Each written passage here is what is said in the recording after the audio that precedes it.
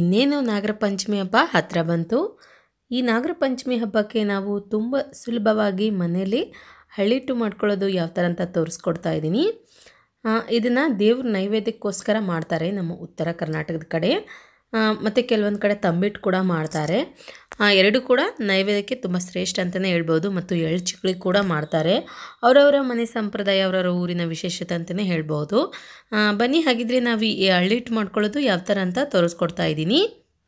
ಮೊದಲಿಗೆ ನಾನಿಲ್ಲಿ gas on ಮಾಡ್ಕೊಂಡ್ಬಿಟ್ಟು ಒಂದು ಪಾತ್ರೆ ಇಟ್ಕೊಂಡಿದ್ದೀನಿ. ಈ ಪಾತ್ರೆಗೆ ಇವಾಗ 1 ಕಪ್ನಷ್ಟು ಗೋಧಿ ಹಿಟ್ಟು ಹಾಕ್ಬಿಟ್ಟು ಉರಿತಾ ಇದ್ದೀನಿ. ಸ್ವಲ್ಪ ನೀವು ಜಾಸ್ತಿಯಾಗಿ ಮಾಡೋದಾದರೆ ಗೋಧಿನ ಮಿಲ್ಲಿಗೆ ಹಾಕ್ಸ್ಕೊಂಡು ಬರಬಹುದು. ಗೋಧಿ ಮತ್ತು ಕಡಲೆಬೇಳೆನ ಸ್ವಲ್ಪ ಚೆನ್ನಾಗಿ ಹುರಿದ್ಬಿಟ್ಟು ತಗೊಂಡು ಹೋಗಬೇಕು. ಆ ಹಿಟ್ಟು ಹಾಕ್ಕೊಡ್ತಾರಲ್ವ, ಅದರಿಂದ ಮಾಡ್ಬೋದು. ನಾವು ಮನೆಯಲ್ಲೇ ಸ್ವಲ್ಪ ಮಾಡ್ತಿದ್ದೀವಿ ಅಂತಂದರೆ ಮನೆಯಲ್ಲೇ ಸ್ವಲ್ಪ ಗೋಧಿ ಹಿಟ್ಟನ್ನು ತೆಗೆದುಕೊಂಡ್ಬಿಟ್ಟು ತುಪ್ಪ ಹಾಕಿಬಿಟ್ಟು ಹುರಿದ್ಕೊಳ್ಳಿ ಚೆನ್ನಾಗಿ. ಸ್ವಲ್ಪ ಇಲ್ಲಿ ಹಿಟ್ಟು ಕಲರ್ ಚೇಂಜ್ ಆಗಿ ಘಮ ಘಮ ಅಂತ ಸುವಾಸನೆ ಬರಬೇಕು, ಅಲ್ಲಿ ತನಕನೂ ಹುರಿರಿ ಚೆನ್ನಾಗಿ. ನಂತರ ಇದಕ್ಕಿವಾಗ 2 ಚಮಚದಷ್ಟು ಕಡಲೆ ಹಿಟ್ಟು ಹಾಕ್ಕೊಳ್ಳಿ. ಹಸಿಬೇಳೆ ಕಡಲೆ ಹಿಟ್ಟು ಹಾಕ್ಬಿಟ್ಟು ಚೆನ್ನಾಗಿ ಸ್ವಲ್ಪ ಹುರಿದ್ಕೊಳ್ಬೇಕು.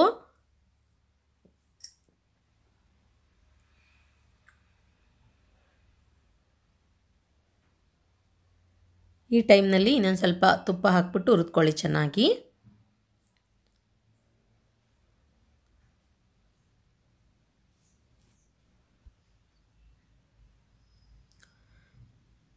ನೋಡಿ, ಇವಾಗ ನಾನಿಲ್ಲಿ ಇಷ್ಟು ಹುರಿದ್ಬಿಟ್ಟು ರೆಡಿ ಮಾಡಿ ಇಟ್ಕೊಂಡಿದ್ದೀನಿ ಹಿಟ್ಟನ್ನು.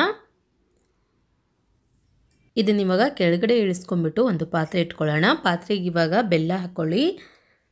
1 ಕಪ್ನಷ್ಟು ಬೆಲ್ಲ ತೊಗೊಂಡಿದ್ದೀನಿ ನಾನಿಲ್ಲಿ. ಹೆಚ್ಚು ಕಮ್ಮಿ ಇದು ಒಂದು 100 ಗ್ರಾಮ್ನಷ್ಟು ಇದೆ ಬೆಲ್ಲ. ಇದಕ್ಕಿವಾಗ ನೀರು ಹಾಕ್ಕೊಳ್ಳೋಣ. ನೀರು ಒಂದು ಅರ್ಧ ಗ್ಲಾಸ್ನಷ್ಟು ಹಾಕ್ಕೊಳ್ಳಿ. ಚೆನ್ನಾಗಿ ಇದನ್ನು ಮಿಕ್ಸ್ ಮಾಡ್ಕೊಳ್ಬೇಕು.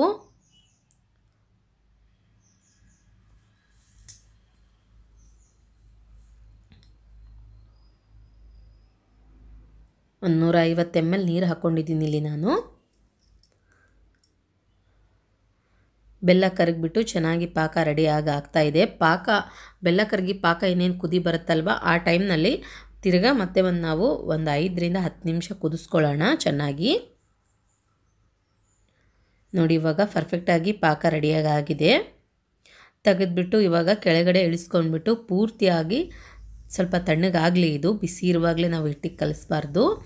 ಪಾಕ ತಣ್ಣಗಾದ ನಂತರ ರೆಡಿ ಮಾಡಿಟ್ಟಿರುವಂತಹ ಹಿಟ್ಟಿಗೆ ಸ್ವಲ್ಪ ಏಲಕ್ಕಿ ಪುಡಿ ಮತ್ತು ತುಪ್ಪದಲ್ಲಿ ಹುರಿದ್ಬಿಟ್ಟು ನಾನು ಗೋಡಂಬಿ ಸೇರಿಸ್ಕೊಂಡಿದ್ದೀನಿ. ಇದು ಆಪ್ಷನಲ್ಲು, ಬೇಡ ಅಂದರೆ ಬಿಡ್ಬೋದು. ಸ್ವಲ್ಪ ಚೆನ್ನಾಗಾಗುತ್ತೆ, ಮಕ್ಕಳು ಇಷ್ಟಪಡ್ತಾರೆ ಅಂತ ಹಾಕಿದ್ದೀನಿ ಇಲ್ಲಿ ನಾನು. ನಂತರ ಬೆಲ್ಲ ಹಾಕ್ಕೊಳ್ಳೋಣ. ಬೆಲ್ಲದ ಪಾಕ ಒಂದು ಜರಡಿಯಿಂದ ಸೋಸ್ಬಿಟ್ಟು ಹಾಕ್ಕೊಳ್ಳಿ ಚೆನ್ನಾಗಿ. ಇದನ್ನು ನಿಧಾನಕ್ಕೆ ಮಿಕ್ಸ್ ಮಾಡ್ಕೊಳ್ಬೇಕು.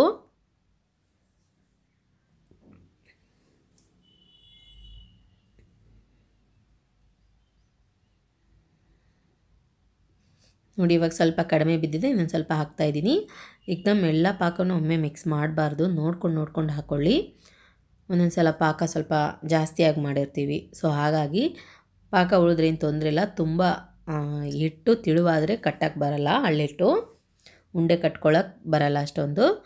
ಹಾಗಾಗಿ ನೋಡ್ಕೊಂಡು ಹಾಕ್ಕೊಳ್ಳಿ. ಸ್ವಲ್ಪ ಇಲ್ಲಿ ಪಾಕ ತಣ್ಣಗಾಗಿರೋದ್ರಿಂದ ಕೈಯಿಂದನೇ ಸುಲಭವಾಗಿ ಇದನ್ನು ಮಿಕ್ಸ್ ಮಾಡ್ಕೊಳ್ಬಹುದು.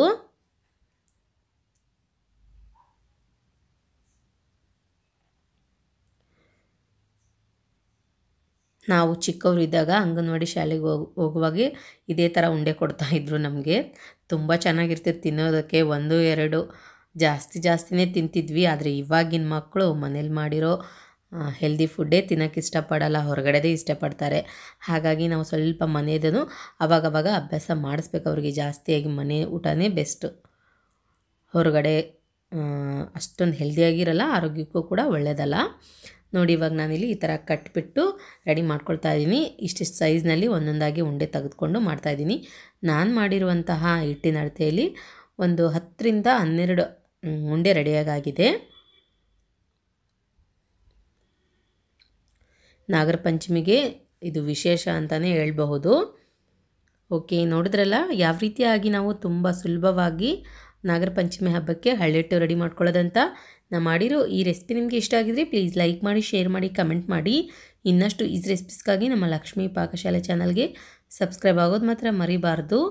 ಮತ್ತೆ ಒಂದು ಇಂಟ್ರೆಸ್ಟಿಂಗ್ ರೆಸಿಪಿಯೊಂದಿಗೆ ಬರ್ತೀನಿ ಮುಂದಿನ ಸಂಚಿಕೆಯಲ್ಲಿ. Keep watching. Thank you. Bye.